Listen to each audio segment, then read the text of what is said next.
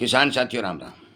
आशा और उम्मीद करता हूं कि आप सब ठीक ठाक होंगे। साथियों, हम चर्चा करने जा रहे हैं मक्का के भाव के ऊपर, क्योंकि मक्का के अंदर जो हमने एक पहले वीडियो 2-3 बना के आपको बताया था कि धीरे धीरे सुधार बनेगा। ये बात हमने बहुत पहले हमारे सबसे बड़े उत्पादक जो बिहार राज्य है उसके किसानों ने जो मक्का उत्पादन किया उनके लिए वीडियो बनाकर बनाया था। साथियों, मैं मक्का की थोड़ी संपूर्ण जानकारी आपको समझाने जा रहा हूं कि अब आगे होने क्या जा रहा है। सबसे पहले तो मैं आप सभी को यह बता दूं कि मक्का के भाव इतने क्यों गिरे कि किसान को 800 रुपये, 1100 रुपये, 1400 रुपये, 1300 रुपये में अपना मक्का बेचना पड़ा और एमएसपी से नीचे क्यों आया। मैं जो जानकारी दे रहा हूं वो सटीक और सच्ची जानकारी आप तक पहुंचा रहा हूं। मेरा मकसद है कि किसान को वो जानकारी मिले जिससे किसान को एक एक बात का पता चले, और इसीलिए कहता हूं कि हमारे चैनल को सब्सक्राइब करके इसके साथ जुड़ जाएं और शेयर किसानों तक करते रहें ताकि आपको एक एक बारीकी से जानकारी मिल सके। साथियों, किसी टाइम में 1.60 लाख 1.70 लाख टन का हमारा मक्का का उत्पादन जो देश में होता था, किसान को भाव ठीक मिल रहे थे, परंतु अचानक से हमारे सरकार के बड़े बड़े नेताओं ने मंच पर आकर के मक्का की एमएसपी भाव 2400 के ऊपर खरीद करने की जो बात कही, इसको एथेनॉल और बायोडीजल में प्रयोग करने की जो बात कही और किसानों को उत्पादन बढ़ाने की जो बात कही, किसान उस बातों के प्रभाव में आ गया और फिर मक्का की बिजाई कर दी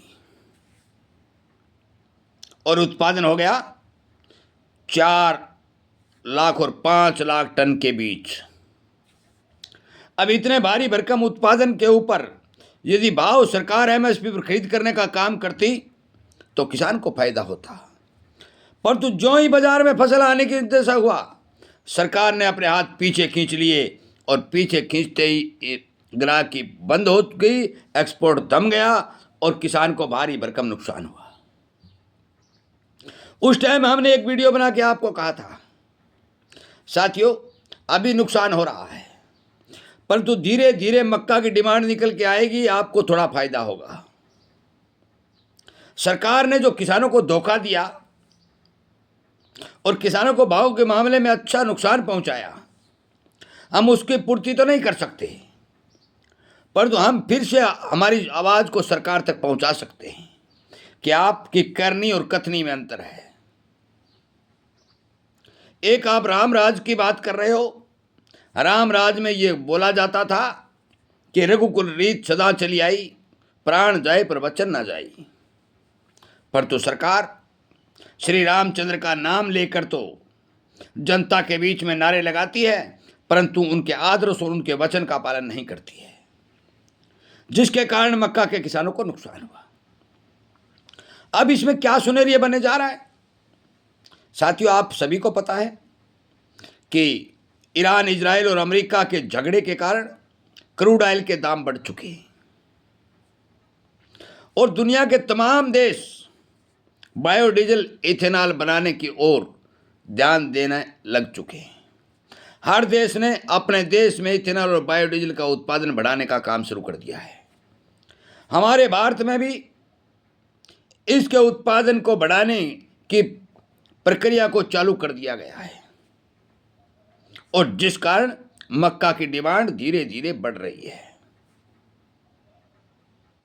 एक बात साथियों स्पष्ट कर देता हूं, 5 लाख टन का बहुत भारी मात्रा में उत्पादन एक बड़ा उत्पादन होता है।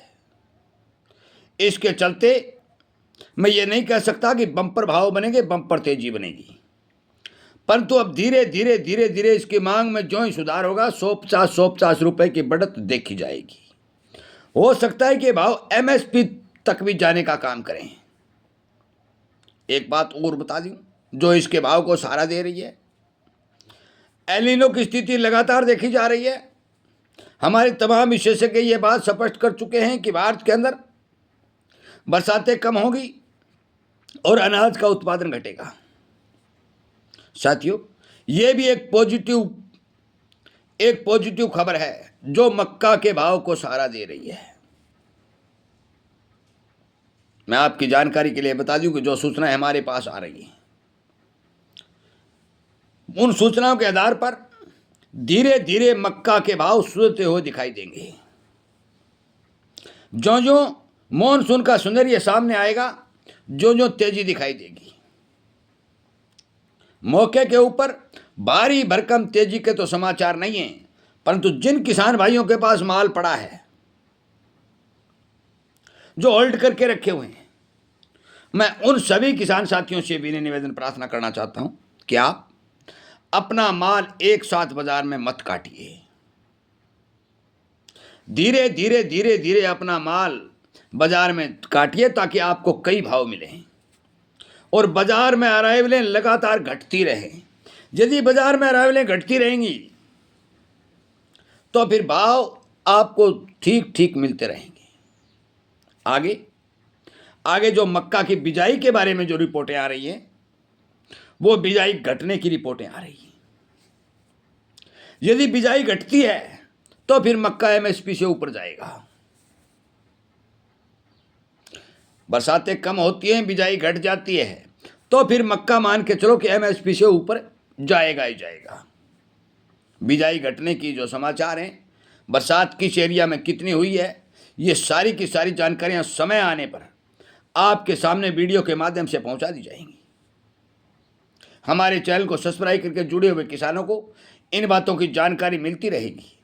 आप शेयर करेंगे तो अन्य किसान भी हमारे इस चैनल के साथ जुड़ेंगे, ताकि उन्हें भी इस बात का पता चलेगा कि अब की बार मक्का में पिछले साल वाली मंदी नहीं आने वाली है। और ये 2026 का साल, मैं आपकी जानकारी के लिए बता दूं, 2026 का साल भाव के मामले में आपको किसी प्रकार का नुकसान नहीं देगा। यहां तक हमें जो रिपोर्टें मिल रही हैं वो ये मिल रही हैं कि भाव के मामले में किसान को 2026 में नुकसान नहीं होगा। वीडियो सुनने के लिए, शेयर करने के लिए, हमारे चैनल के साथ जुड़ने के लिए, सब्सक्राइब करके इन बातों की जानकारी लेने के लिए, इन सभी बातों के लिए आपका धन्यवाद करते हुए मैं इस वीडियो को विराम देता हूं। उम्मीद करता हूं कि आप जरूर इस बारे विचार करेंगे और अपने किसानों तक शेयर करेंगे। जय हिंद।